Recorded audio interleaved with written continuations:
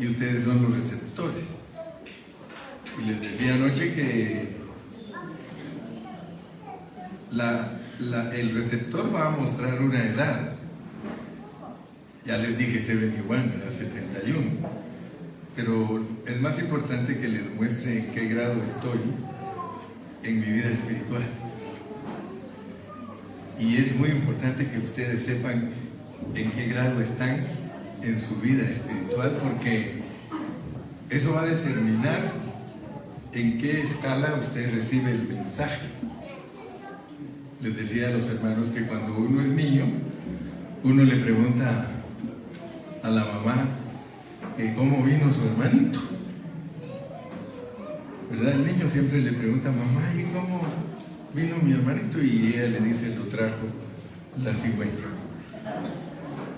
Y él se queda bien tranquilo.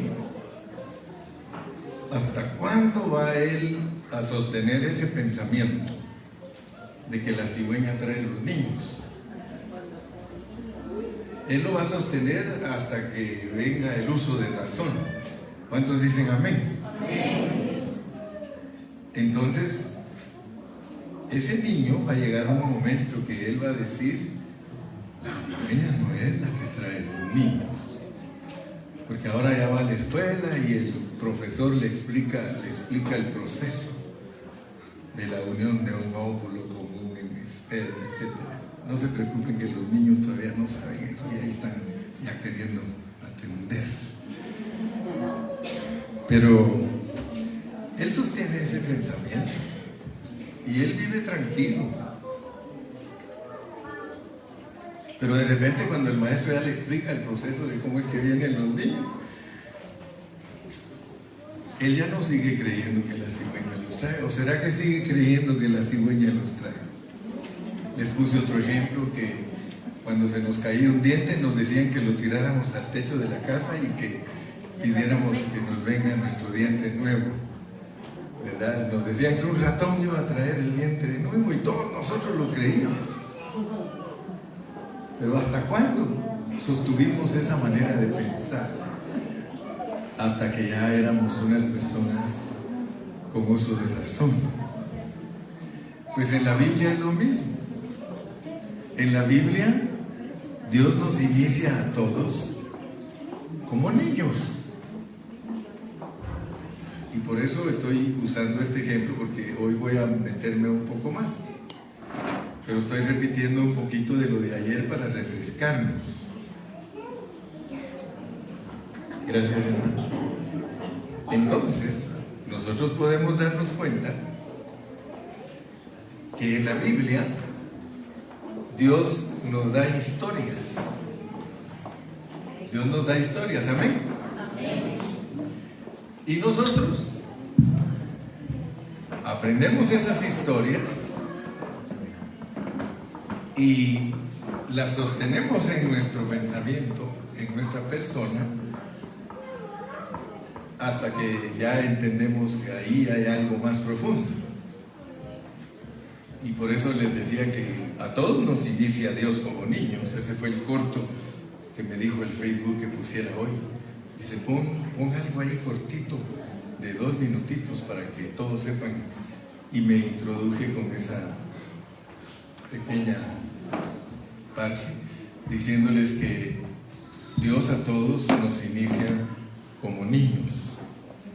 Entonces, en la Biblia dice que Adán y Eva pecaron y que Dios los sacó del huerto y que Dios maldijo la tierra y que a la mujer le multiplicó los dolores de su parto y que al hombre le dijo que con el sudor de su frente tenía que ganar el pan.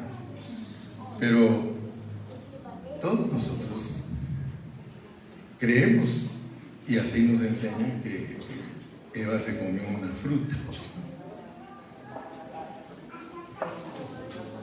Apago mi micrófono. O va, alguien de aquí. El hermano Byron dice que apague su micrófono. Ahí está ya. Ahí está Byron.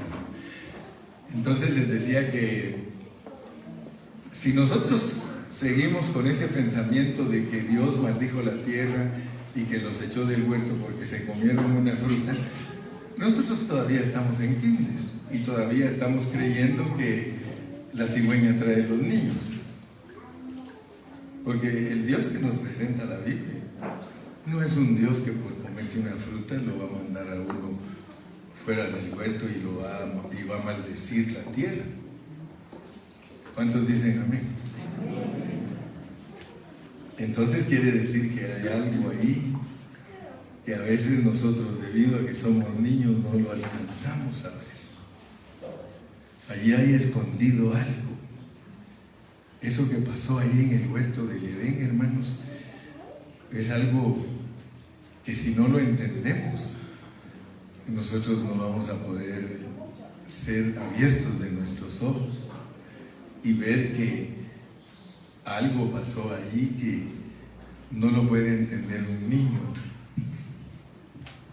Allí hubo algo tremendo, allí solo imagínense ustedes, dice que allí nació un hijo del diablo. ¿Aló? Ahí nació un hijo del diablo. Y fíjense que si somos listos, nosotros nos ponemos a ver que cuando ellos pecaron, si hubiera sido una fruta, les hubiera puesto un bozal. Les hubiera puesto una de esas máscaras que hemos usado ahora en el COVID y unas máscaras bien fuertes para que no siguiéramos comiendo. Pero no, Él le cubrió los órganos reproductivos, significando entonces que allí pasó algo. Pero ahora yo les quiero desafiar a ustedes, porque el hermano Carrillo siempre los mete a ustedes a la profundidad de la Escritura, porque no es posible venir aquí por 40 años y tenerlos a ustedes niños, hermano.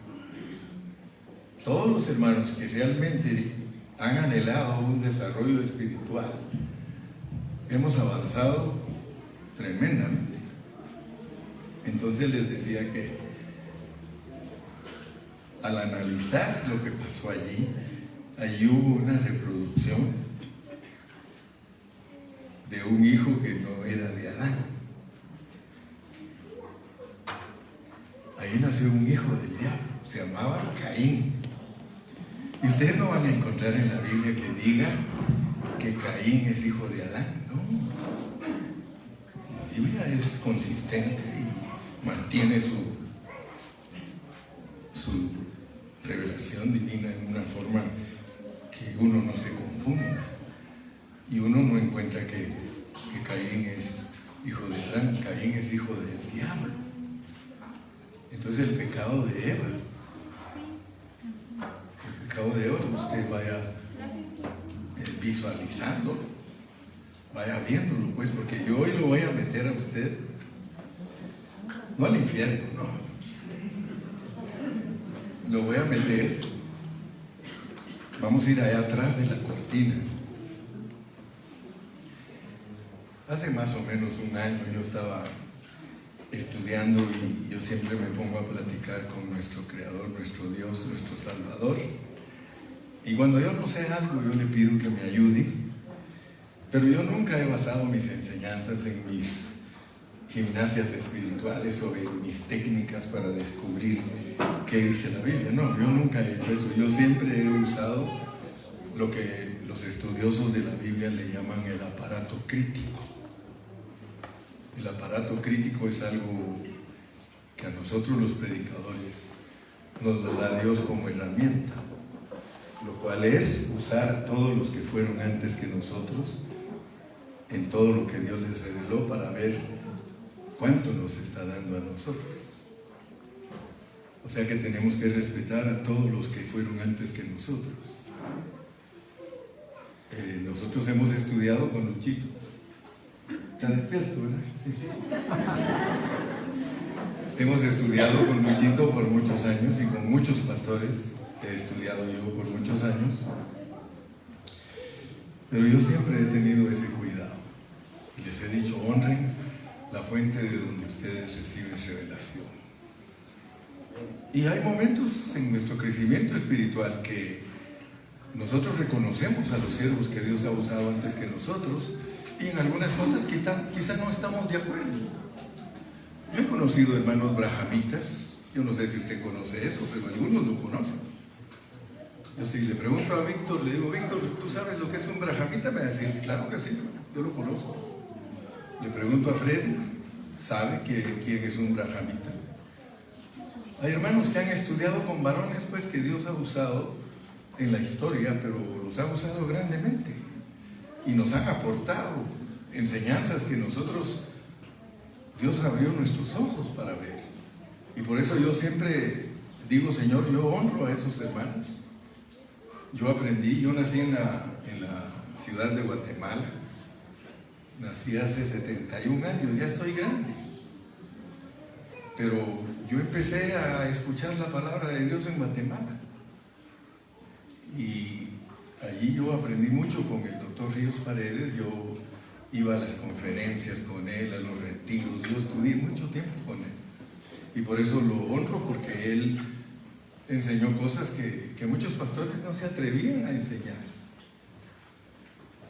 y que revolucionó Guatemala, el hermano, y lo criticaban mucho porque sucedió un fenómeno de que todas las iglesias pequeñitas desaparecieron y solo habían mega iglesias.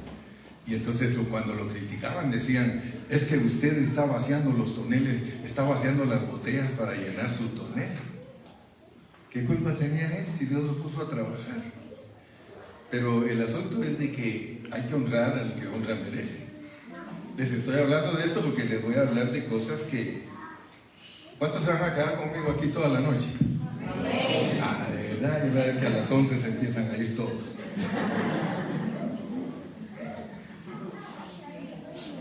El hermano Marvin Byers, él nos enseñó a nosotros muchas cosas preciosísimas, preciosísimas. Les estoy hablando de mi aparato crítico, pues, porque les dije a ustedes que todas mis enseñanzas están pasadas por un aparato crítico. Yo honro a mis fuentes. Los que no honran sus fuentes, hermano, son aquellos que están buscando una preeminencia y una honra personal. Pero yo no ando buscando ninguna honra personal. Yo no quiero que a mí me admiren, hermano. Yo lo que quiero es que usted se goce con lo que Dios le manda a través de este siervo. Aprendimos mucho con Watchman Nee, hermano. Algunos hermanos creen que Watchman Nee tiene un poquito de material, hermano. Tiene escritos más de 1500 libros. Honro al hermano Witness Lee, que él también escribió más de 1700 libros. Honro a otros hermanos que no les voy a dar el nombre todavía, porque yo quiero que muchos de ustedes avancen más. Hoy le dije a uno de los hermanos con quien yo estaba compartiendo, si tú te portas bien y tú estudias con el hermano Luchito, le dije, la palabra de Dios, porque Luchito tiene una mente brillante, él tiene una mente, él es dotado por Dios con una mente brillante. Le digo, si estudias con él, yo te voy a decir dónde hay más material, porque ahorita en el tiempo que estamos viviendo, si el hermano Marvin nos dio material, hermano, conocemos ahora varones que nos dan 10 veces lo que nos dio el hermano Marvin, pero no los van a encontrar ustedes si alguien no se los recomienda, porque lo bueno no se encuentra, hermano, lo bueno no se hace propaganda. Los siervos de Dios, los que más ha usado Dios, y con todo respeto lo digo de Watchman Nee, ellos no han vendido libros, han escrito pero no los han vendido, y ellos creen que soberanamente Dios es el que trae a esto al que le quiere revelar. Entonces dejo sentado mi primer punto como introducción, de que el hermano Carrillo no predica cosas únicamente que le da Dios a él, sino las acompaño con todas las enseñanzas de mi aparato crítico. ¿Cuántos dicen gloria a Dios? Gloria a Dios. Amén. Entonces yo no quiero ser estrella entre ustedes, porque cuando uno es estrella, la noche está muy oscura, porque solo cuando hay mucha oscuridad se pueden ver las estrellas. Si usted me admira mucho a mí, usted está bien atrasado. Se lo quiero decir. Si usted me admira mucho a mí, usted está bien atrasado en sus enseñanzas. Pero yo no quiero que usted me admire a mí, usted admire al Señor Jesucristo. Entonces me puse a estudiar y Dios me habló. Quiero que sepan ustedes que Dios me habla a mi corazón, a mi espíritu, me habla. Con Él tengo diálogos, no monólogos. Y Él me habla y yo le hablo a Él. Y yo quería predicar el libro de Números. Yo he predicado toda la Biblia en los 40 años que Dios me ha permitido vivir de ministerio. Tengo 43 pastoreando. Y he escrito todos los pensamientos. Yo soy de las personas que estoy durmiendo y Dios me despierta para mostrarme las cosas que estoy rumiando. Porque yo, como tengo una gran responsabilidad, porque yo tengo muchos hijos espirituales, tengo una gran responsabilidad, yo no descanso. Yo me acuesto a dormir y estoy con el pensamiento de lo que estoy estudiando y no tengo paz hasta que lo entiendo perfectamente. Y cuando lo entiendo perfectamente, me levanto, voy a escribirlo. Primero lo escribo a mano y después lo paso mecanografiado, lo paso a mi computadora. Ya cuando esto está en la computadora, este arroz ya se coció. Entonces yo quería predicar Números.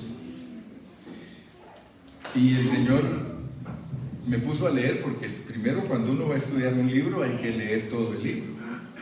Y no hay que leerlo una sola vez, sino que hay que leerlo muchas veces para familiarizarse con ese libro y usando todos sus auxiliares para ver en qué le van a ayudar para poder presentar una palabra no anacrónica, sino como oró la hermanita hoy, me gustó. Gracias, porque el hermano Carrillo viene con una palabra fresca.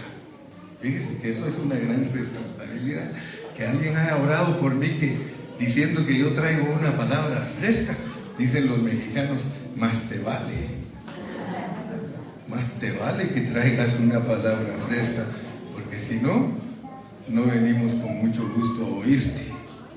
Nosotros queremos comer, hermano Carrillo. Les preparé un banquete.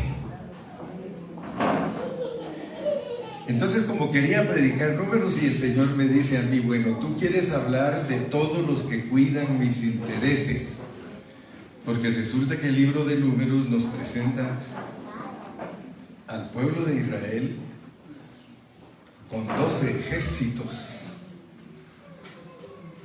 para cuidar el tabernáculo. Y entonces el Señor me hablaba y me dice, quiero que leas. Y cuando empecé a leer los primeros capítulos de Números, me di cuenta que para que los pusieran de sacerdotes a los hombres de Israel y para que los pusieran como guerreros, tenían que llenar ciertos requisitos. Y entonces me puse a estudiar y el Señor me decía, quiero que entiendas lo que es las jornadas. Y me mandó al capítulo 33, si usted quiere, aquí sí hay pantalla para poner los textos, ¿no? ¿Verdad, hermano? Todavía tenemos esa carencia, pero ya va a llegar, ya va a llegar. Ya por ahí empezó Luchito a mover, ya lo oí que le dijo, oye Iván, ¿y cómo se hace para conseguir ese programa? Y a Iván le empezó a decir, y así que yo creo que la próxima que venga, aquí nos van a proyectar los versículos, pero por de pronto tenemos que usar el libro escrito.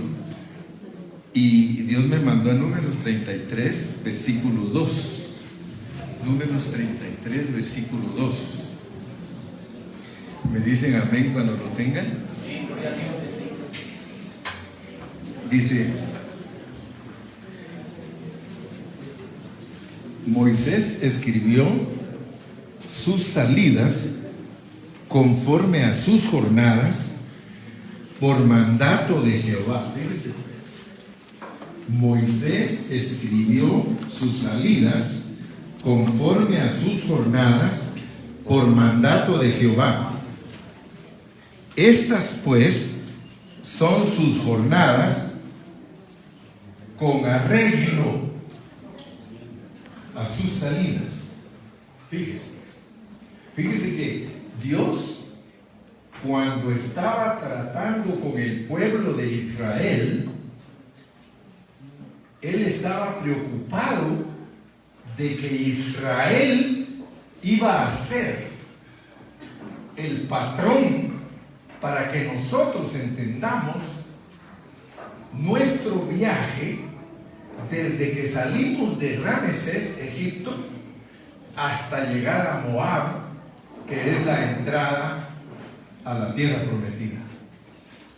Y usted se va a quedar asustado, porque Dios, al decirle a Moisés que escribiera sus jornadas con arreglo a sus salidas, quiere decir que el pueblo de Israel, porque muchos no tienen claridad respecto al pueblo de Israel. Yo he oído hasta predicadores que dicen que Dios ya no tiene nada que ver con el Israel de Medio Oriente. Esos pobres están, como dicen mis hermanos mexicanos, están bien norteados. Porque la palabra de Dios registra que ellos, aunque son mundanos, porque son mundanos, Dios los usa como una sombra para enseñarnos a nosotros asuntos espirituales. Así que por favor, hermano, ponga mucha atención, porque todo lo que le pasa a Israel tiene significado para nosotros. Todo, absolutamente todo está arreglado divinamente. Ellos entran a una situación y salen para otra. Entran a una situación y salen para otra. Entran a una situación y salen para otra. Ahorita ellos están en guerra. Ojo, porque nosotros tenemos que estar en guerra. Si usted capta la realidad de lo que Dios le dijo a Moisés que escribiera, para que nosotros entendamos nuestro progreso espiritual, Israel está en guerra. Yo le pregunto a usted, ¿cuándo no ha estado en guerra Israel? Él ha estado en guerra todo el tiempo. Todo el tiempo, desde que ellos regresaron. Poquito tiempo había transcurrido y ya los árabes estaban sobre ellos, porque nunca han querido que haya ahí un estado de Israel. Son enemigos. Ya nosotros ya sabemos la historia. Porque son enemigos, eso viene desde el principio. Pero si ellos están en guerra, usted está en guerra, hermano. Y yo dudo que ustedes estén peleando. Yo dudo que ustedes estén peleando, hermano, ahorita. Yo dudo que ustedes estén buscando a esos rehenes en los túneles. Todo eso tiene significado, hermano. Yo dudo que ustedes estén, y quiero decirle, hermano, que debido a ese descuido es que nosotros perdemos las batallas. Ojo a Israel, porque Dios usa a Israel para enseñarnos a nosotros. Entonces, en las 42 jornadas, Dios nos va a meter a nosotros a situaciones que tenemos que actuar como actuó el pueblo de Israel y evitar todo lo negativo que les pasó a ellos, porque dice que esas cosas se escribieron como ejemplo para nosotros, para que no nos pase lo mismo que a ellos. Entonces, en esas 42 jornadas, Dios te mete a situaciones en tu vida que son difíciles, pero no tengas temor, porque todo esto es un arreglo divino. Nuestra vida es un arreglo divino con un sello de escogernos y predestinarnos. Nosotros los cristianos debemos de ser las personas que duermen tranquilos, que duermen en paz, que pelean sus batallas.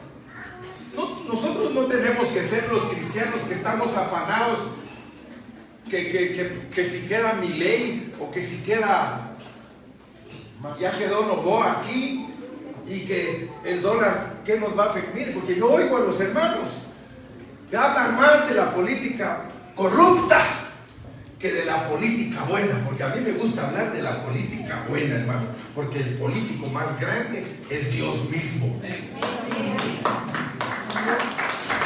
Aunque usted no aplauda.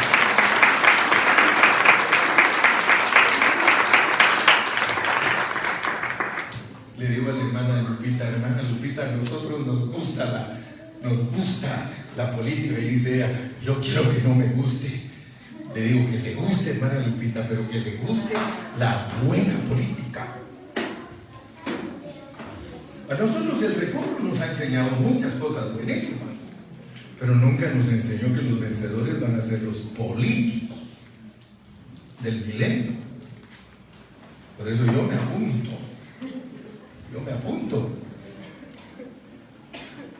Nosotros vamos a gobernar, hermano. ¿Habrá vencedores aquí? 3. Este es caso el producto. Mire, les decía anoche que si Dios no fuera político, Dios nunca le hubiera dado a Daniel el sueño de una estatua para mostrarle los gobiernos de toda la historia. Si Dios no estuviera interesado en la política, hermano, Dios nunca hubiera dicho a través de Cristo, dar al César lo que es del César y a Dios lo que es de Dios. Pero la política que Dios nos pone en estos hombres corruptos, porque nos pone pura gente corrupta, y el que entra al gobierno pensando que no va a ser corrupto, lo hacen corrupto porque hay muchos dólares de por medio. Y como la raíz de todos los males es el amor al dinero, yo he descubierto cosas, hermano, porque todos nosotros, los países centroamericanos, sudamericanos, todos nosotros tenemos el mismo problema. Los hermanos me han oído hablar, les digo, a mí, mis respetos para los indígenas. Los indígenas, hermano, ellos en todos los países de nosotros han querido quitar la corrupción. Pero quiero decirles que como el hombre es corrupto, no puede. Todos los indígenas de Guatemala, Perú, México, Bolivia, Ecuador, todos ellos han ganado terreno, se los de ahora, congresistas, alcaldes, ¿sí o no? Pero ellos llegan con las intenciones de no corromperse, pero los que manipulan, los corruptos de corruptos que manipulan los gobiernos, ellos los compran. Y ellos pueden venir con... Lo mismo pasa en Guatemala, hermano, de donde yo soy. Pueden ser muy tratando de ser íntegros los indígenas, pero al ratito usted los ve que la corrupción nos alcanza. Ahora, usted debe de preguntarse por qué Dios a nosotros nos tiene en medio de gobiernos corruptos, hermano. Porque si usted no agarra la onda, hermano, usted lo que va a pasar es que Dios no le va a abrir los ojos para que sepa para qué lo puso a usted aquí. Nosotros no fuimos puestos para ser los gobernantes de este turno. Nosotros no estamos de turno, eso téngalo bien claro.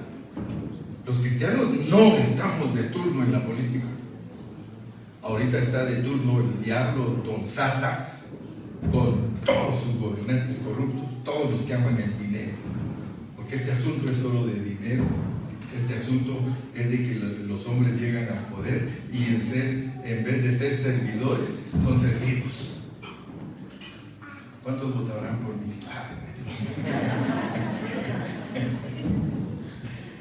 Entonces, hermano, esto no se arregla, esto no tiene arreglo. No pongan su esperanza. Por eso les digo, hermano, no estén pensando que porque van a poner, porque yo he oído a los estudiantes de aquí. Hoy en la mañana oía a unos estudiantes diciendo, es que mira, si queda mi ley, la universidad nos va a salir más cara. Pero si queda este otro más, dice, vamos a tener mejor oportunidad, porque es como que fuéramos a estudiar de aquí a Pato aquí. Hermano, eso es poner las esperanzas en los gobernadores corruptos. Tú tienes que saber que hay un reino que viene, hay un reino que se va a establecer en esta tierra, y que la Biblia lo tiene tan clarito, hermano. Hay un gobierno, fíjense que se va a levantar un personaje que se llama Anticristo, y a él lo va a usar Dios para unir a todos los gobiernos del mundo corruptos. Pero la bendición más grande que vamos a tener del Anticristo, porque es bendición, hermano, que nos va a unir a nosotros los cristianos. Mire, ahorita yo tengo un problema serio en mi espíritu, porque en todas partes del mundo los pastores no se unen, hermano. Todos están corruptos. Participan de corrupción porque no se acogen a los demás hermanos. Cada quien quiere su ministerio. Dígame, hermano. Yo he encontrado siervos que tienen sabiduría y que Dios los podría usar si estuvieran acogidos a los ministerios que Dios usa. Pero prefieren tener sus 3, 4 pelones ahí en su casa, con tal de ser ellos los gobernadores corruptos. Porque el sistema, hermano, corrupto que nos puso Dios en los gobiernos ha alcanzado a la iglesia. Y nosotros nos llenamos la boca. Este es corrupto, este otro es corrupto, aquel es corrupto. Y algunos de nosotros somos empresarios y tenemos empleados y ganamos mucho dinero, y nuestros empleados viven en las pobrezas más grandes. Corruptos. ¿Hay empresarios aquí? Corruptos. Que no le dan con justicia su salario a los trabajadores. Se da cuenta que nosotros somos buenos para criticar, porque nosotros criticamos al gobierno que es corrupto, y nosotros como empresarios le robamos su mano de obra a nuestros trabajadores.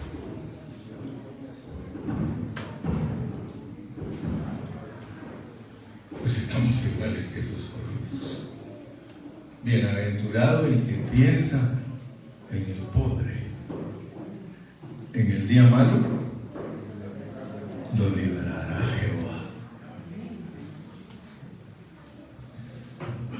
Dios ha puesto 6,000 años de universidad antes de usar a sus gobernadores.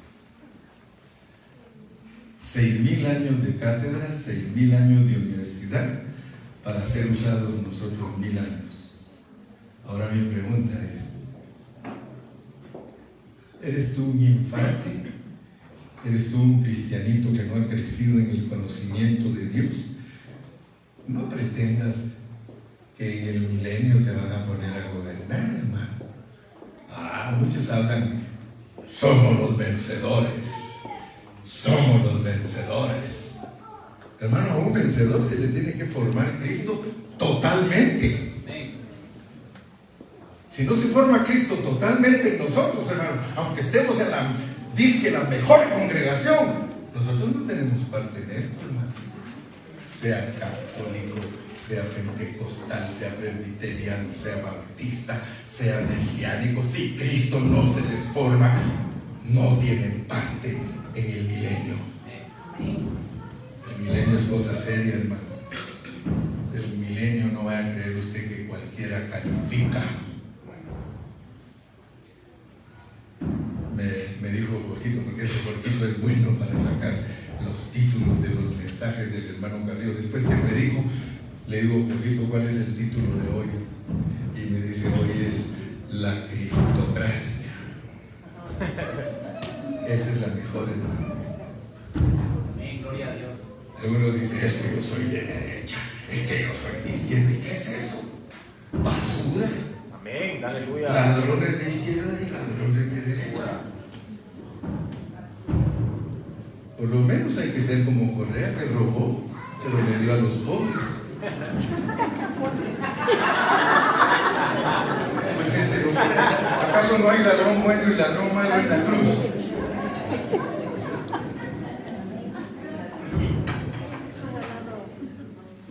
Yo siempre les he dicho a todos, miren, Correa era Blancanieves y tenía sus 7 enanitos. Y los 7 enanitos los adiestró de tal manera que mientras él estaba presente al pueblo, los enanitos robando. Y por eso nadie le puede comprobar. A él no le van a comprobar nada nunca, a menos que lo sujeten al tribunal de la cristocracia. Gloria a Dios, amén. Aleluya. Ahorita todo el mundo está asustado, hermano. Todo el mundo está asustado. Irán dice, declaramos la guerra a Estados Unidos. Fíjense, tan delicada que está la situación, hermano, que ahorita ya no podemos hablar payasadas. Ahorita esta cosa está seria, hermano. Allá en Centroamérica, un país chiquitito, con un presidente de estilo milenio, para de hierro. Y todos, a lo mejor ese va a ser el anticristo, porque empieza chiquito y se vuelve grandísimo. Por eso es que algunos dicen, yo les digo, ahorita no tiene las señales de anticristo, tiene las señales de un modelo, de un gobierno de vara de hierro. Presos a 4 presidentes, expresidentes, presos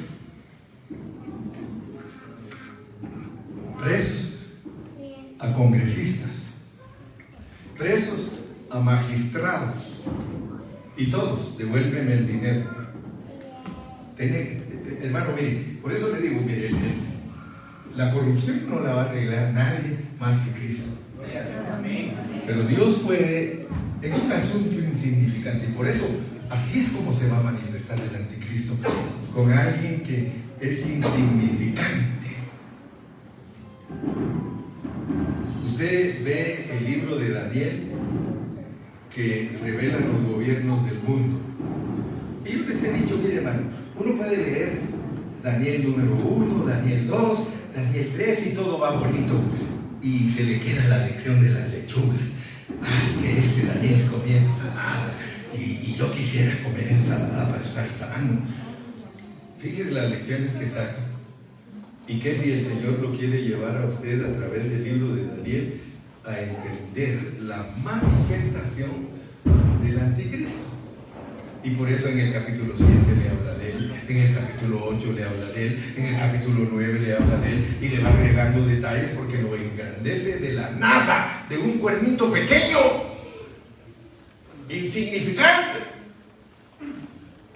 ¿Sí? En Estados Unidos todo dice, ¿no será Trump el anticristo usted? Mire hermano, en la profecía no se puede jugar. Los pentecostales juegan con la profecía. Los hermanos pentecostales abusan de los dones. Y usted va a encontrar en las iglesias pentecostales profecía para tal presidente, profecía para este presidente, que el Señor dice para usted, y lo ponen en el Facebook, y lo ponen en el WhatsApp, y lo ponen en el YouTube, y lo ponen en todas partes, hermano. Nosotros no podemos estar haciendo eso. Nosotros tenemos que predicar la palabra que está escrita. Aquí está todo.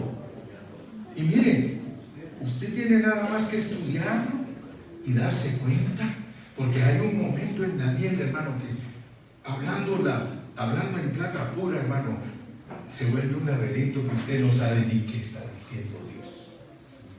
Cuando usted se mete a eso de los imperios, cuando el imperio de Alejandro Magno se dividió y que los 4 generales de él se fueron para todas partes del mundo y que los pusieron a gobernar soberanamente, ahí hay un montón de detalles que o no tenemos interés en saberlos o todavía no nos da el cartón, dicen ustedes. No nos da el cartón. No entendemos que viene la reina del sur y que este cuerno creció más que el otro, comenzando que hay que saber en una forma de erudición. Hay que saber quién era este, quién era aquel, quién era aquí, quién era allá, para irle atinando. Pero hay momentos que uno dice, aquí me voy a volver loco. Yo no puedo aquí, demasiada información, pero Daniel termina con una resurrección. ¿Adivine de quién? De nosotros. Una resurrección de nosotros, y que dice que de la resurrección de nosotros, unos para vergüenza y otros para confusión. Prepárate. Esto es serio, estos business, estos negocios son serios. Esto no es de que toda la noche sin parar, y engañando a la mujer. Toda la noche sin parar y robándole a sus empleados su justo salario. Pero toda la noche sin parar. Y cuando el Señor lo juzgue, pues hoy toda la noche sin parar te voy a juzgar. Hermano, nosotros somos un pueblo que camina juzgado. Nosotros no somos cualquier cosa. Entonces yo quería estudiar números. Y el Señor me dijo, pues para estudiar números ellos tienen que saber su identidad. Porque yo no acepto a nadie que cuide mi testimonio si no sé su identidad. Ahí me asusté, hermanos. Porque dijo, este fulano de dónde, no sabemos de qué tribu es ni nada. No puede ser sacerdote. Y para ser soldado hay que tener estatura, hay que tener crecimiento de 20 años para arriba. Fíjese. Entonces el Señor dice, todos los que están por mis intereses son gente disciplinada. Si tú no eres una persona disciplinada, por favor, hermano, dijo aquel, ¿sabes contar? No van a contar contigo. Porque es censo. Es censo, es contar. ¿Con cuántos puede contar? Valga la redundancia. Números es censo. Números registra 2 censos. Registra un censo del principio y un censo del final.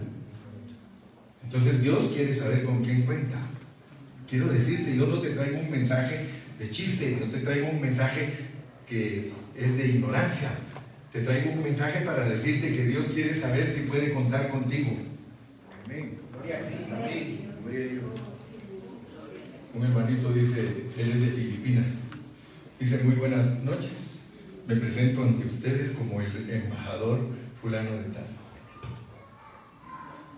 Dice, yo soy embajador del Señor y me mandó para ver con cuántos puede contar.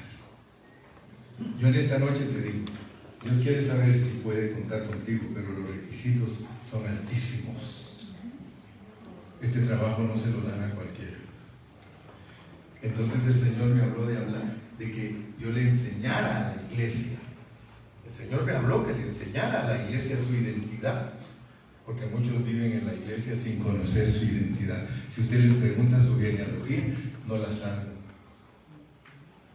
Y no estoy hablando de su genealogía, de su tatarabuelito y su abuelito y su bisabuelito y su abuelito y su papá y su... Yo le estoy hablando de la genealogía nuestra, porque fuimos escogidos y predestinados para ser sacerdotes y reyes. Lo que se va a manifestar nos pertenece a nosotros. El Señor va a manifestar su reino muy pronto. Y por eso me sentí motivado. Yo escribí este folleto que se llama La preexistencia como introducción a números. La preexistencia de la iglesia como introducción en números. Y como yo he tenido cuidado de mi aparato crítico, porque si tú no tienes cuidado de tu aparato crítico y recoges de todos los predicadores para ver quién predica mejor, tú no vas a estar bajo un aparato crítico. Busca a los hermanos que realmente Dios usa y apropiate de tu aparato crítico. Empieza a honrar a los que te enseñan y párate sobre los hombros de ellos y Dios te va a usar. Dios te va a usar. No te conformes. No creas que tu llamado es para tener una iglesia pentecostal llena de dones. Tu llamado es prepararle a Dios un pueblo bien dispuesto. Preparar a los hermanos que sean santos. ¿Aló? Entonces me sentí motivado a escribir sobre este tema de la preexistencia de la iglesia. Y mi primer encuentro fue con todos los teólogos que dicen que Cristo es preexistente, pero que la iglesia no. ¿Qué te parece? Desde que empecé a estudiar, vamos a ver qué dice este fulano, qué dice este citano. Dice, la iglesia no es preexistente, Cristo es preexistente. Ahora me empiezan a surgir pues todas las preguntas, hermano. Entonces yo, al leer esos comentarios de teólogos, yo me doy cuenta que algunos se oponen y otros están a favor de la preexistencia de la iglesia. Cuando yo te hablo de la preexistencia de la iglesia, te estoy hablando de que tú exististe antes de venir a esta tierra. Amén. Hay uno de los teólogos que al enfocar este tema dice: las almas no son preexistentes. Y quiero decirle, hermano, que tú tienes que estar de acuerdo con él cuando él dice que las almas no son preexistentes. Porque nosotros no somos preexistentes de nuestra alma. En nuestra alma no existimos antes. Nosotros existimos en nuestro espíritu. Amén. Entonces, nosotros debemos de tomar todos estos asuntos con mucha seriedad, con mucha responsabilidad y con mucho amor a la verdad. Eso es otra historia. Porque la Biblia sí enseña, hermanos, la preexistencia de nuestros espíritus. Yo soy una persona muy difícil de complacer. Si algún hermano me quiere complacer a mí con su enseñanza, yo se la escucho. Pero si no tiene aparato crítico, le digo, perdóname, pero no tienes las herramientas para poder presentar lo que Dios te está dando. Entonces, como soy difícil de complacer, como Luchito, parece que yo fuera hijo de él. Si alguien me quiere complacer, me quiere convencer, tiene que agotar todo lo que tenga para poder discernirlo yo.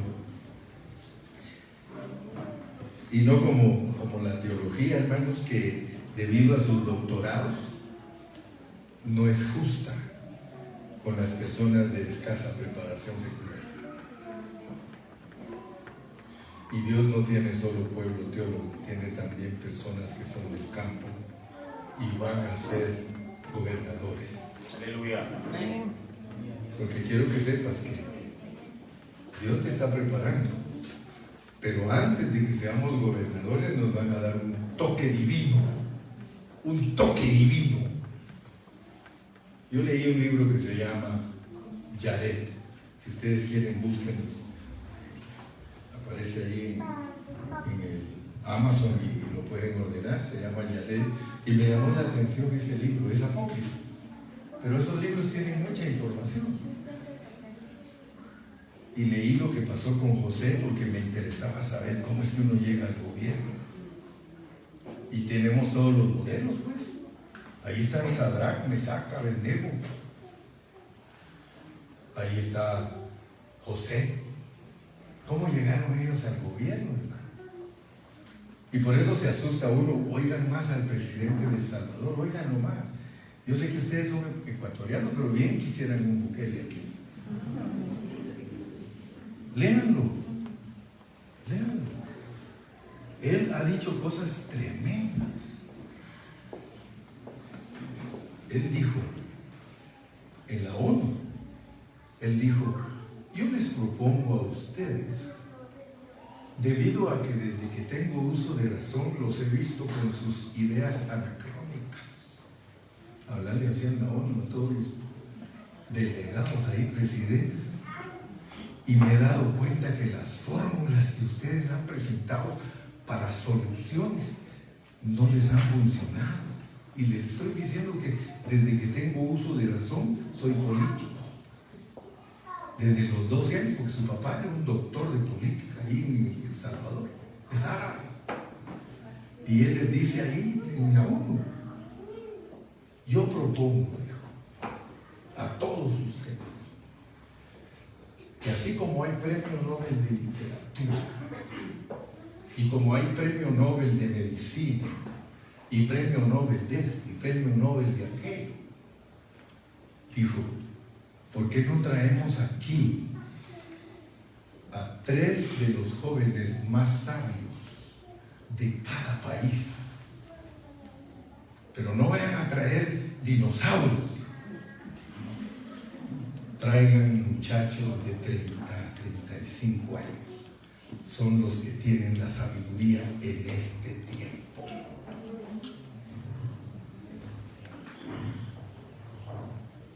Y oigamos las opiniones de ellos para solucionar. Ustedes presenten sus problemas que no han podido solucionar, y todos esos jóvenes de cada país, 3, los más sabios, van a ver que nos van a dar la solución para arreglar los problemas. Fíjense que eso es tremendo, hermano, porque ese hablar es anticristo. Y por eso es que a aquel se le quedan viendo raro, ¿ah? Porque dice: híjole, y como en el Congreso dice, nuestra fe está puesta en Dios. Él ora. Y por eso, y como al anticristo así se lo han presentado a todos los cristianos, dice: 3 años y medio va a estar a favor y 3 años y medio en contra. Y todos allá andan, híjole, ¿será que así va a ser? ¿Será que? Y cuando le preguntan a él, le dicen: señor Nayib, señor presidente, dicen que usted es el anticristo. No, dicen que es un dictador. Bueno, dijo: pues soy un dictador, pero soy el dictador más cool de todo el mundo.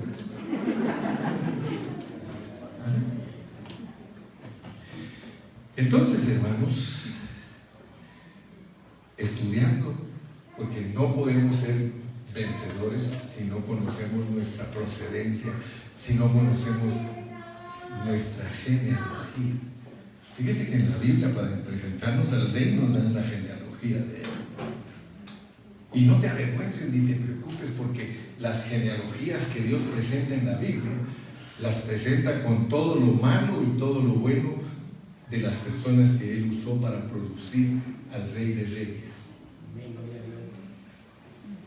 Porque algunos creen que porque tienen defectos Dios no los va a usar. Y entonces llegó la inquietud de estudiar cómo llegó José al trono, porque es que uno tiene que buscar. Y encontré en ese libro de Yared. Dice que la noche anterior que el rey había anunciado que José tomaba posición para ser el primer ministro de Egipto, se le acercaron todos los ancianos a Faraón y le dijeron: señor Faraón, queremos decirle que José no puede ser rey, no llena los requisitos para ser rey de Egipto. Y entonces le dice el rey: ¿por qué?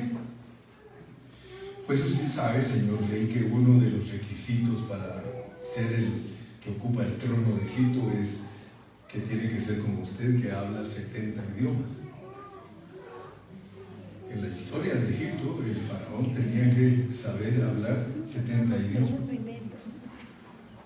Y entonces le dijeron, lo sentimos mucho, pero José solo habla hebreo y un poquito de arameo. No puede ser él el primer ministro. O sea que va a haber oposición para que nosotros tomemos nuestro cargo. Entonces, el rey demudó su rostro. Ustedes saben las expresiones de la Biblia. Demudó su rostro y se entristeció sobremanera. Y se quedó esperando el otro día. Y como la forma de darse cuenta era que el faraón estaba sentado en un trono que tenía 70 grados. Y lo que hacía el rey era que el que iba a ocupar su puesto para reemplazarlo, él le extendía el cetro.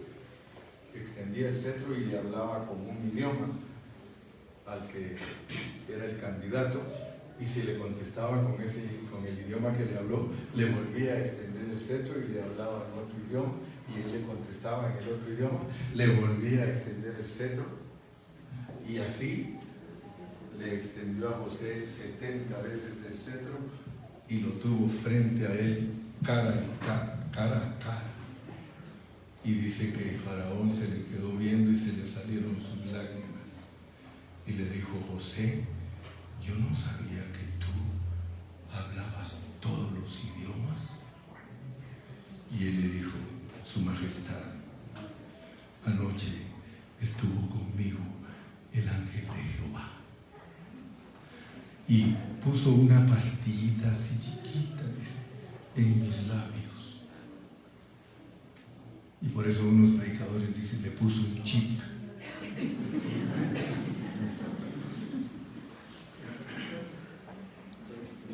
Y Dios le dio a José el Pentecostés. Dice que en el día de Pentecostés vino el Espíritu sobre ellos y todas las naciones oyeron en su propio idioma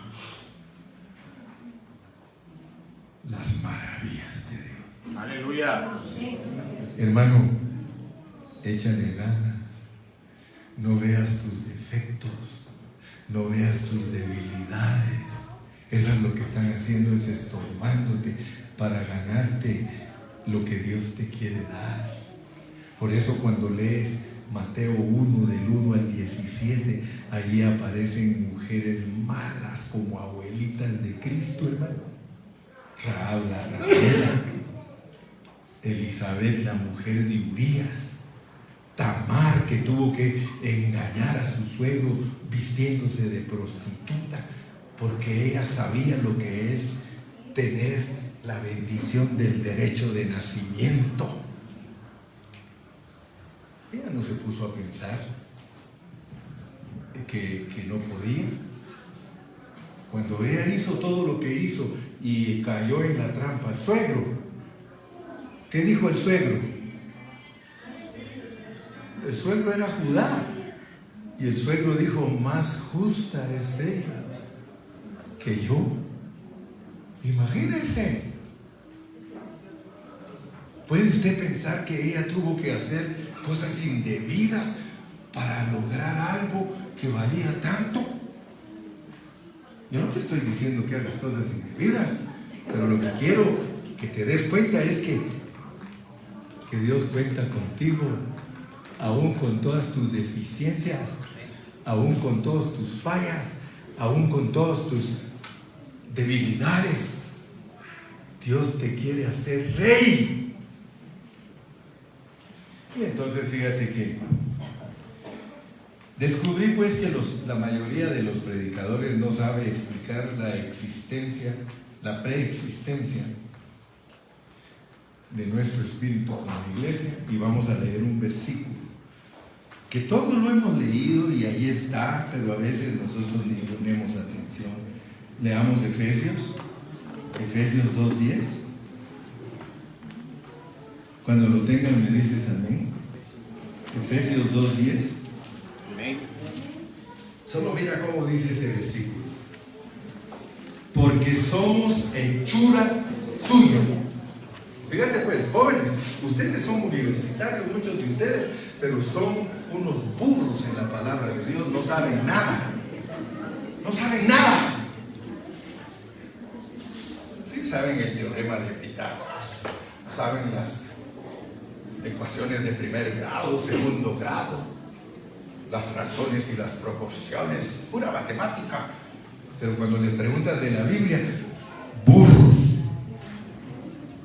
No se han preocupado y sus papás tienen culpa de eso, porque ellos se han preocupado más de que vayan a la universidad que a la iglesia. Oh Señor Jesús. Que no me digan amén. Aunque no me digan amén. Ese fue forzado. Pero muchos padres son responsables. Tienen hijos burros en la palabra de Dios. Pero son bien inteligentes y traen unos grados de la universidad espectaculares. Ay, los papás están contentos, contentísimos. Y no saben que eso no es lo más importante. Lo más importante es que yo sea un vencedor. Que yo sea un sacerdote y rey del Señor. Eso sí vale la pena, hermano. Dice, porque somos hechura suya. Fíjese pues. Dios quiere que usted sepa que usted es hechura de Él. Pero mire lo que sigue. Usted fue creado en Cristo Jesús. Usted fue creado en Cristo Jesús. Saque de su vocabulario decir que usted fue creado en Adán, porque esa es una enseñanza que le ha hecho daño a los cristianos para que no vean la realidad de las cosas. Dice, no, fuimos creados en Adán, hermano. Mentira. A mí no me dice la Biblia que yo fui criado en Adán. A mí me dice que fui criado en Cristo Jesús.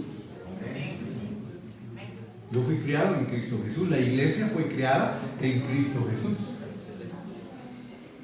Por eso, más adelante nos explican, somos ciudadanos celestiales.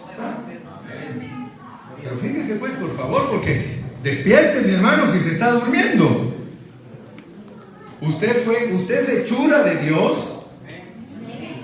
Y por eso Génesis 1:26 dice, hagamos al hombre. Eso es indiscutible. Usted es hechura de Dios. Usted es formación de Dios. Pero ¿qué de su creación? Usted fue creado. Y fue creado en Cristo Jesús. Aleluya.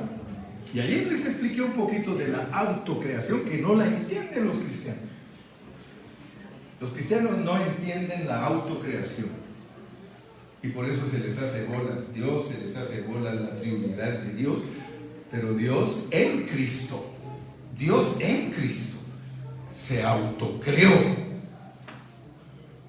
Y si alguien me quiere discutir a mí esa palabra, yo le digo, lee bien la Biblia. Lee bien la Biblia.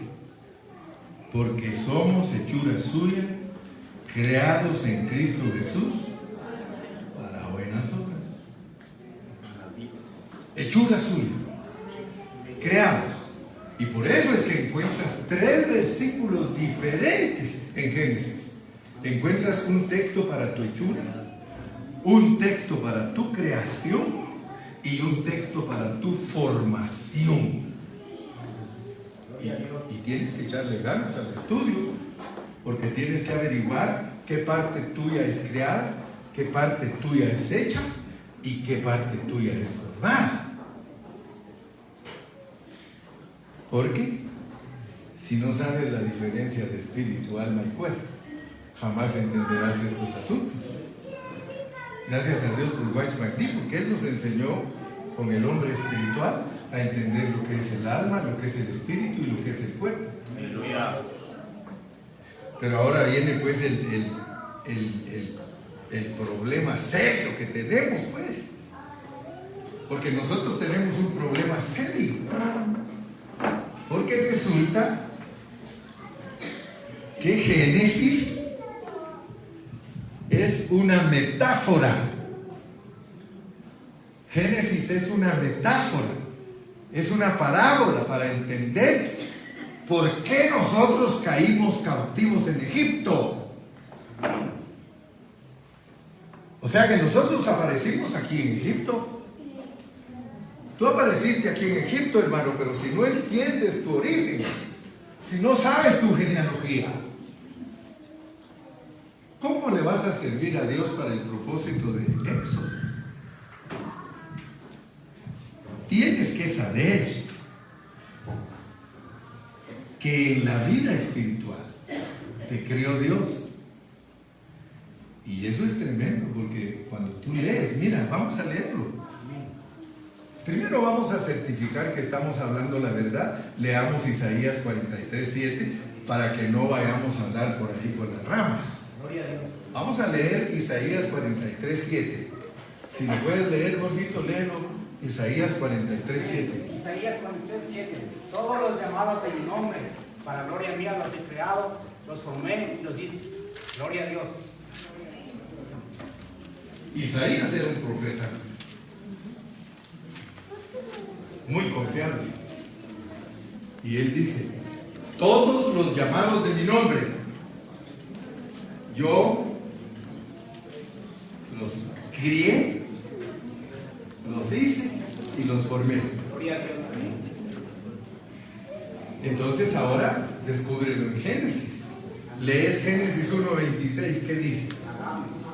Hagamos al hombre. Léelo, Jorgito. Amén, gloria a Dios. Ese no te lo sabes de memoria. Está grandote. Está grandote. La palabra dice en Génesis 1:26. Entonces dijo Dios, hagamos al hombre a nuestra imagen, conforme a nuestra semejanza, y señoree en los peces del mar, en las aves de los cielos, en las bestias, en toda la tierra y en todo animal que se arrastra sobre la tierra. Gloria a Dios. Fíjense pues, cuando Dios dice que nos hizo a su imagen, conforme a su semejanza. Gloria a Cristo. Amén. A su imagen, conforme a su semejanza. Tú tienes que averiguar qué parte tuya es la imagen y la semejanza de Dios. Porque hay otro texto. Lee el 27 ahora. Amén, gloria a Dios. Y creó Dios al hombre a su imagen. A imagen de Dios lo creó. Varón y hembra lo creó. Gloria a Dios. ¿Se dan cuenta? Que nosotros como creación, somos varón y hembra. Como creación. Gloria a Dios. Amén. Varón y hembra. En nuestra parte creada, nosotros somos varón y hembra. En nuestra parte creada. Y por eso dice Efesios 2:10, creados en Cristo Jesús. Amén. Varón y hembra. Amén. Gloria a Dios. La autocreación de Dios la puedes respaldar con la palabra. Amén. ¿Tú crees que Dios puede crear? Gloria a Dios. Amén. Gloria a Dios. ¿Y qué hace Él para crear? Nada. El verbo de vida. Solo habla. Y dijo Dios, sea la luz. Y dijo Dios, sea la luz. Este sí se come sus lecciones. Mire, cuando uno se acoge a un ministerio, uno predica lo que el ministerio predica. Hay hermanos que me dicen a mí, hermano Carrillo, deme cobertura. Y yo, ¿cómo te voy a dar cobertura si no has entendido lo que yo predico? La cobertura es para predicar lo mismo, hermano. Si no, seguimos en Babilonia. Allí dice que Él nos creó. Varón y hembra los creó. Y cuando hablamos de la autocreación, y dijo Dios sea la luz, ¿por qué crees que Cristo te dice que tú eres la luz? Porque Él sabe la palabra. Aleluya. Él sabe que Él es la luz y que la iglesia es la luz. Amén. Gloria a Dios. Él sabe que Él es la cabeza y Él sabe que la iglesia es el cuerpo. Gloria a Cristo. Amén. Entonces, en la creación, nosotros somos una pareja. Se refleja principalmente en Cristo. Cristo y la iglesia es la pareja. Amén. Pero tú y tu esposa son pareja. Amén. O O sea que cuando Dios te creó con tu esposa. Y ahí es donde a algunos se les pelan los alambres, o se les juntan y se forma un cortocircuito. Pero tú fuiste creado. Tú fuiste creado en Cristo para que entiendas que tú fuiste creado con tu esposa. Así como Cristo fue creado con su esposa, nosotros fuimos creados con nuestra esposa. Y asústate porque ahí estaban todos los hijos tuyos también. Te dieron muestra de uno de ellos. Tienes muestra de tus hijos que traes en tus lomos espirituales. Porque tú eres varón y hembra en el espíritu. Ahí se puede engendrar, hermano. Si no, me hubiera engendrado el diablo a Caín. No. Gloria a Dios, amén. ¿Estás conmigo? Amén. ¿Estás trabajando tu cerebro? Imagínate.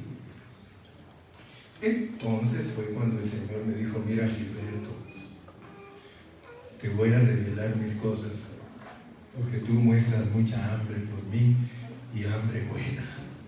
Y por eso le doy gracias a Dios.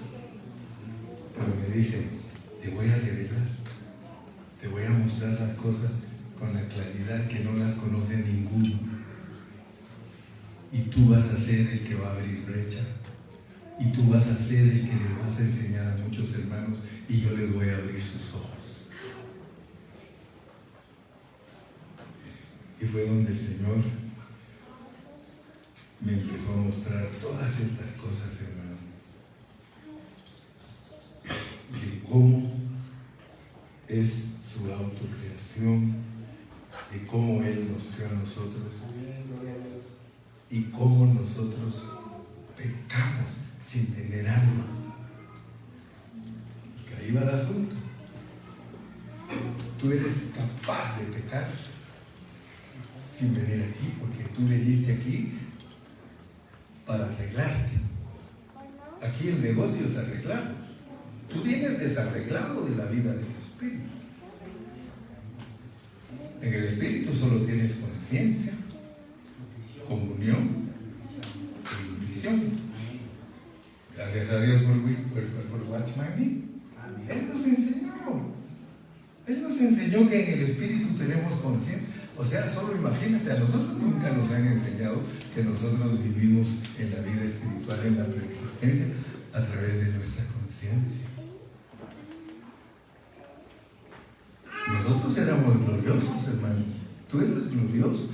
Lo que pasa es que Dios te mandó a este mundo sin volumen en tu entendimiento. Memoria cero. Pero te dio un libro para que ese botón de la memoria se te vaya aumentando poco a poco, porque es a través del libro que tú descubres todo el misterio de la tierra, pues. Pero el problema no lo tuvimos en la tierra. El problema del jardín del Edén es una metáfora para que entiendas que tuviste un problema en la vida espiritual. Tu problema es espiritual. El alma de nosotros no tiene problemas. El alma es un siervo. Gracias a Dios por Watchman Nee. Y el alma es un siervo que obedece al espíritu o al cuerpo. El alma no tiene problema. Por eso es que Dios dice que nos ganemos nuestra alma, porque ganar el alma es sujetarnos al espíritu. Amén. Entonces, tú vienes de allá dañado. Y por eso ahora no podemos aceptar 100% la declaración del recobro, que en el Edén nos volvimos guante vacío. No. El guante vacío viene desde allá. Allá nos vaciamos. Por cuanto todos pecaron, están destituidos de la gloria de Dios. Éramos gloriosos. Cristo mismo lo dice en Juan 17: Padre, glorifica a tu Hijo con la misma gloria que tuvo antes que el mundo fuese. ¿Y cuál era la gloria de Cristo? Nosotros, su esposa. Pero su esposa le falló. Su esposa es una fornicaria. Su esposa es una fornicaria. Lea Oseas. La iglesia la tiene Dios como una fornicaria, pero no tiene problemas. Él dice que se va a casar con su prostituta. No los quiero tratar tan duro. A los burros los traté duros, pero a ustedes no los voy a tratar tan duros porque ya no me van a querer. Pero quiero decirles, la iglesia es una prostituta. Nosotros solo decimos que la iglesia católica, que si ahí andamos machucados de la cola. Pero el Señor no tiene problemas. Él dice, amo a mi prostituta. La quiero tanto que yo la perdono. Ella se ha ido en pos de otros amores. Ella ha sido infiel.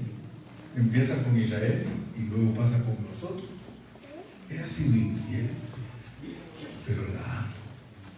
Y se acuerda que el Fernando nos contaba la historia de Oseas con el quinto patio. ¿Se acuerdan? Fue Fernando el que me lo contó a mí y me dijo, Gilberto, mira cómo es la historia de Oseas. Léela, es chiquito el libro. Dice que la mujer de Oseas se le fue porque era prostituta. Se le fue. Y dice que habían patios de la prostitución. Estaban divididos en patios en donde los hombres podían llegar a buscar la mujer que les gustaba. En el primer patio dice que eran caras. En el segundo un poquito más baratas. En el tercero más acomodadas al presupuesto. En el cuarto patio, hermano, no había gratis.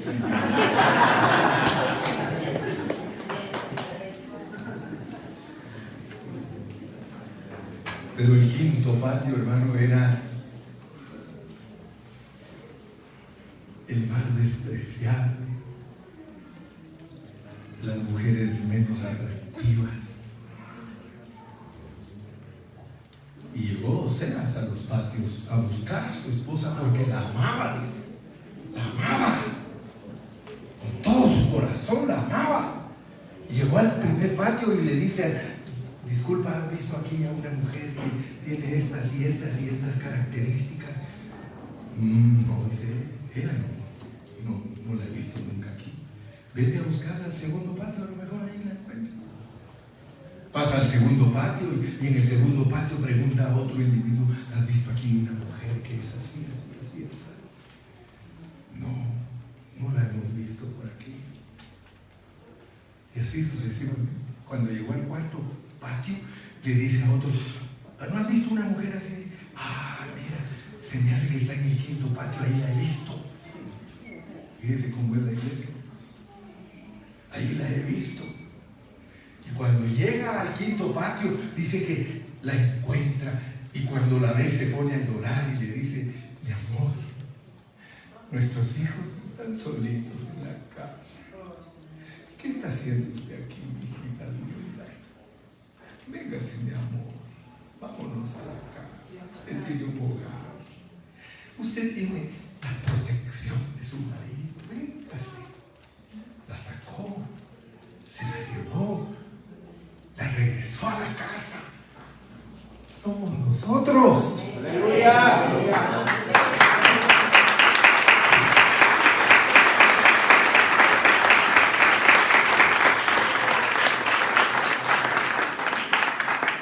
Ahora fíjate pues, porque si tú fuiste creado en Cristo Jesús, significa que tú eres eterno. Tu espíritu es eterno. Tu existencia es eterna. Porque Cristo es eterno. Cristo, el hombre corporativo. Así actúa Dios. En Cristo Dios es el hombre corporativo con una cabeza que se llama Jesús y con un cuerpo que se llama iglesia. Y eso, el anticristo no quiere que la gente lo crea.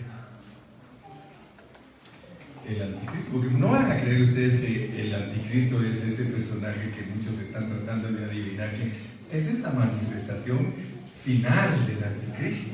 El anticristo es un espíritu que descarnaliza a Cristo. Todo espíritu que no confiesa que Dios vino en carne no es de Dios. Por tanto, es anticristo. Todo aquel, y por eso se tiene que alejar de nosotros. Estaban con nosotros y eran de nosotros, pero si hubieran sido de nosotros, aquí se hubieran quedado, pero no se conforman a predicar la pureza del Evangelio, porque para nosotros es bien importante la encarnación. Oigan eso, por favor. La encarnación de Cristo es importantísima para nosotros y nuestra encarnación lo mismo. Hebreos 2:14. Por cuanto los hijos participaron de carne y sangre, Él también participó de lo mismo, porque hay planes para el Hijo del Hombre. Hay planes para el Hijo del Hombre. Muchos no entienden lo que es el Hijo del Hombre. El Hijo del Hombre es que tú lo puedas dar a luz. Y les dije ahí un puntito, que nosotros tenemos que extender la enseñanza del recobro, la tenemos que extender. ¿Por qué? Porque el recobro enseña que en el Espíritu nosotros tenemos a Cristo, pero tiene un error. Nos da a entender que Cristo ya está totalmente crecido. O sea que, según el recobro, nosotros no tenemos problemas en nuestro espíritu, pero sí tenemos. Sí tenemos. ¿Por qué? Porque hay una estatura que hay que llegar. En nuestro espíritu, algunos todavía tienen a Cristo en un pesebre. Otros en su espíritu tienen a un Cristo que sabe hablar doctrina con los doctores. Pero el verdadero Cristo es el que está crucificado. Después de haber desarrollado 3 años y medio de ministerio. Y fíjate que ahí hay unos secretos tan grandes y que nosotros debemos alcanzar a verlos. Porque Cristo no es para ti. Por favor, entiende esto. Cristo no es para que te quedes con Él. Ese no es el mensaje de la Biblia. El mensaje de la Biblia es que cuando ya lo tengas, se lo entregues a Dios. Por eso pone a Abraham con su hijo. Abraham creía primero que su Ismael llenaba todo. Le dijo no. Y luego tuvo a Isaac y le dijo, ahora sí, Señor, tengo todo. No, ahora me lo matas y me lo traes porque lo voy a resucitar. Entonces, si tú eres un niño en Cristo, tú te conformas con toda la noche sin parar. Yo no tengo nada contra la alabanza. Yo respeto la alabanza y hay que alabar a Dios. Pero no le hagamos tanto énfasis. Dale énfasis a la palabra. La palabra. Porque ¿de qué nos sirve llegar a ser los danzarines y que Cristo no se forme en nosotros? ¿De qué me sirve a mí tocar el piano? Si mi mujer sabe, y no lo estoy diciendo por ti, Israel, pero si pego en el centro es una mera coincidencia. ¿Qué pasa si tocas este órgano aquí? Te preparas para tocar. Tienes el deseo de meter a la iglesia a la adoración junto con tus ayudantes. Pero todo el tiempo quieres dejar a la yaque. No has avanzado nada, amigo. No has avanzado. No te voy a decir cómo, pero no has avanzado, hijo. El día que hayas avanzado es cuando todos esos deseos que vienen desde tu vida espiritual, porque tienes unos ancestros y son bien fuertes. Oh Señor Jesús. Discúlpame, pero te agarro que eres mi hijo espiritual. Aleluya. Mientras Cristo no se forme en ti, mijito, ahí te veo en el yo y crujir de dientes. A lo mejor yo también voy contigo. Pero Dios nos está dando la verdad. Dios a nosotros no nos está engañando. Nosotros es que agarramos de juguetes las cosas de Dios. ¿Sí o no? Nosotros estamos aquí en la reunión de los santos, porque Dios quiere que seamos santos. Nosotros estamos aquí porque le queremos pegar al gordo, no a la lotería. Yo quiero pegarle al gordo, hermano. Yo quiero ser rey con Cristo en el milenio. Aleluya. Yo anhelo eso, hermano. Pero para anhelarlo, Santo Dios, le tengo que ofrendar a mi Dios, a mi Padre Celestial, un Cristo totalmente formado en mí, para calificar a ser el Hijo del Hombre. Porque, ¿se recuerdan ustedes? Y con esto termino, porque ya es tarde y tengo hambre. Con esto termino. Todos nosotros tenemos que entender que después de que Cristo se forme en nosotros, se lo tenemos que presentar a Dios como una ofrenda. Y entonces, ¿se recuerdan que Cristo estaba hablando con la multitud? Y vino uno y le dijo: tu mamá quiere hablar contigo y tus hermanos. Y se le quedó viendo a sus discípulos y los señaló y dijo: mi madre y mis hermanos son los que hacen la voluntad de mi Padre que está en el cielo. ¿Quieres tú ser la madre de Jesús? ¿Quieres darlo a luz? Porque Él lo dijo: haz la voluntad de Dios. Si tú haces la voluntad de Dios, esto no es de pararse aquí y ser un payaso, hermano. Esto no es de pararse aquí y dar cátedra. Esto no es de aparentar, hermano. Esto no es eso. Esto es que todos nosotros tenemos que buscar cómo pegarle al gordo, que es reinar con Cristo. Todos estamos invitados. Y se recuerdan que esto no es fácil, porque dice: Señor, no quieren venir. Pues ve y a los caminos y trae. Señor, pero ya los buscamos a todos y no quieren venir. Hay que traerlos a la fuerza. Sí, porque Dios no puede ser burlado. Tráelos a todas las plazas, tráelos, porque estos son míos. Y no quieren, ¿verdad? Pero gracias a Dios que estamos entendiendo. La mayoría de los predicadores no saben explicar la preexistencia de su espíritu. Ellos no lo saben explicar.